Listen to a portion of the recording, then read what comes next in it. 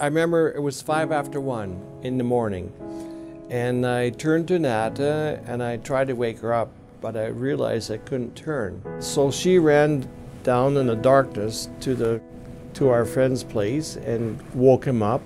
He came up and they tried to sit me up. I couldn't sit up.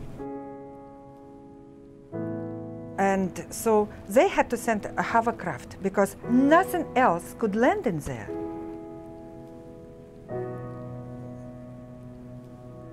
We got him here at VGH 36 hours into his stroke syndrome, so a very late presentation. And this reflected the challenges of geography and different levels of care at various hospitals. But he was drowsy, he was unable to speak, and he had right-sided weakness, so a profound neurologic deficit. So with stroke, time is brain, and typically every minute counts as far as salvaging potential brain tissue. In Doug's case, he was fortunate in that he had partial blood flow to his brain, which allowed him to basically survive 36 hours despite an evolving stroke. Well, Dr. Chu and Dr. Till, they managed to get it out. Well, I probably scared them because I jumped from a chair and gave them hugs and kisses. Because if not, that equipment, that plan, if it wasn't here. Yeah, I wouldn't be here today, you know.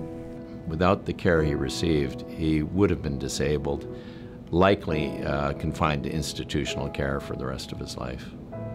My whole right side was paralyzed, you know.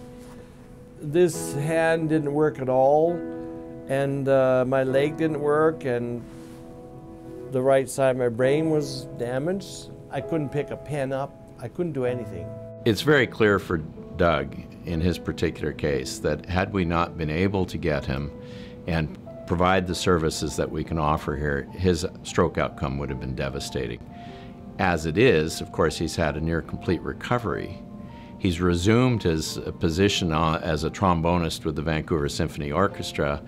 He has essentially recovered all of his problems, all of his deficits are resolved, and he's functioning at a very high level. My life is not the way it used to be, you know, but I didn't ever forget the music. When I listened to music, I could recognize all of it. That was unbelievable.